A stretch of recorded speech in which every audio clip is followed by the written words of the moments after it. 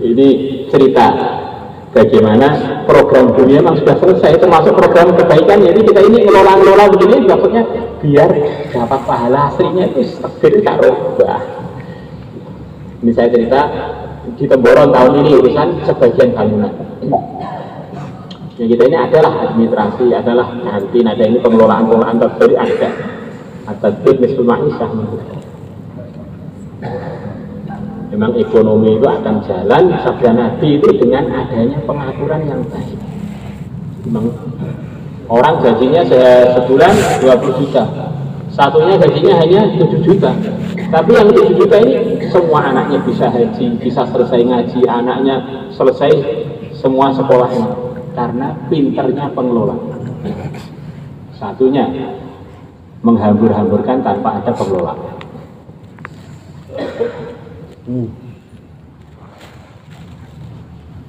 Maka tahun kemarin itu ada beberapa tempat yang kita musyawarahkan mau kita bangun di Syawal tahun kemarin, dan akan kita mulai di Syawal ini.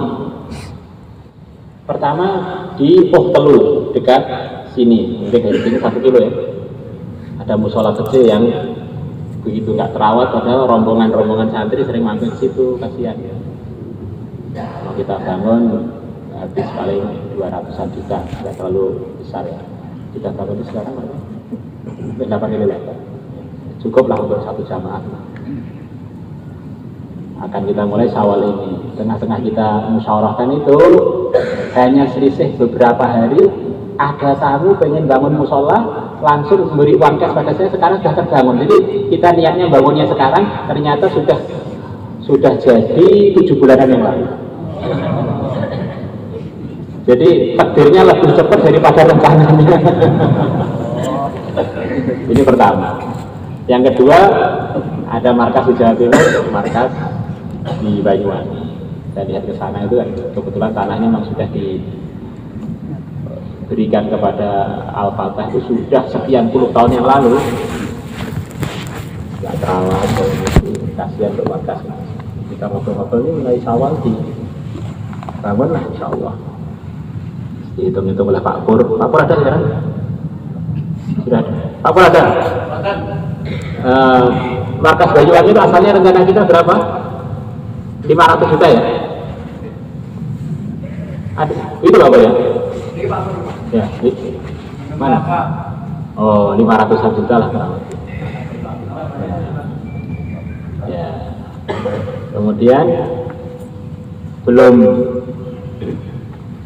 kita cairkan, rencananya mau kita cairkan ini, mau kita bangun bertahap. Ternyata ada teman tiba-tiba pengen bangun masjid, akhirnya memberi uang pada kita. Berapa uangnya Pak Pur, markas Banyuwangi? 650. Yang sampai itu 650? Nah, katanya masih kurang 70. Itu totalnya berapa? Totalnya 750. Jadi malah dari 500 jadi laba 700 sekian, malah lebih besar. Dan sekarang sudah hampir selesai. Berapa persen sudah? Pasang atap. Pasang atap, Masya Allah. Ini contohnya begitu, itu nggak perlu keluarkan duit, tapi bangunan jadi dapat pahala tuh insya Allah. Kemudian di Desa Tembungan, Pojok Temboro, dekat dengan rumahnya Ustadz Dilah gitu, kita diberi hibahan tanah oleh orang sana karena di sana ada daerah itu belum ada masjidnya. Saya musyawarah dengan Pak Fatah, insya Allah mulai Syawal kita bangun 700-an juta. Pas kita musyawarah, selang mungkin 1 bulan nggak ada, tiba-tiba ada tamu tetangga kami sendiri yang lama di Madura, dan perasaan saya juga biasa aja, orangnya bukan orang kaya perasaannya. Tetangga kami yang samping rumahnya kakak kami di pusat toko Ataki itu. Lalu saya dengar pondok katanya mau bangun di sana di pojok Kemengan. Iya, bagaimana kalau yang bangun saya? Ya kena aja, duit ya. Alhamdulillah ini uang bersih dari hasil apa? Lalu bangun uang kamu berapa? Alhamdulillah saya punya uang 2 miliar. Jadi 700 jadi 2 miliar. Sekarang sudah hampir jadi. Cara-caranya hanya bangun 15 jadi 25 kali 25. Tingkat 2 lagi.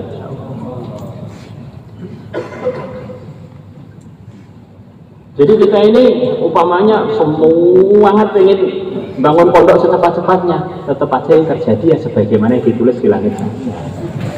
Jadi kita sebaliknya pengen lambat sampai kalau memang terjadinya cepat tetap akan cepat. Yang penting itu niat yang baik, takwa yang dimaksimalkan, insya Allah semuanya nanti jadi bagus semua. Insya Allah. Terus belum lagi. Jadi sebelum dimulai ada uang-uang bagus ya, saya ceritakan begitu itu uang halal yang memang murni halal ya, nggak perlu. Ini nggak perlu pondok itu membuka baitul mal atau mengelola uang basnas, uang apa nanti malah ketahuan korupsi repot. Kadang-kadang orang ini melihat dulu kan matanya jadi merah. Jadi uang dulu kan hijau, sekarang uangnya merah-merah.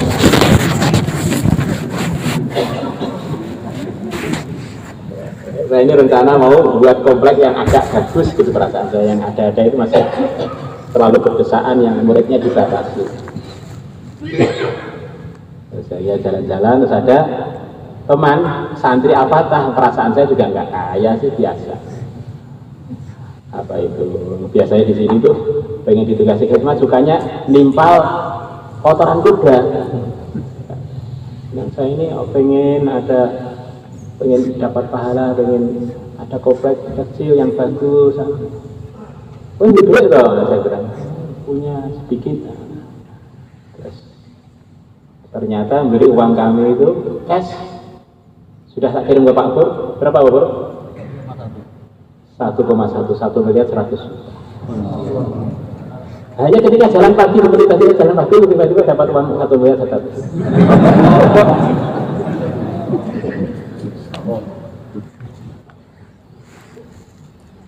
Jadi takbir itu penting, pengaturan penting, jangan sampai pondok itu antara pemasukan dengan pengeluaran banyak, pengeluarannya itu namanya bukan ngatur pondok, itu namanya mendaftarkan pondok jadi tukang utang atau tukang toma yang nggak pas.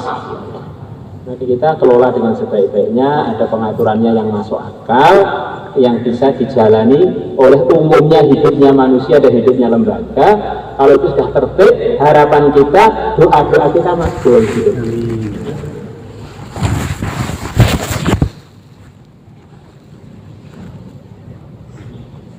Ya, kemudian yang terakhir ini di luar itu semua.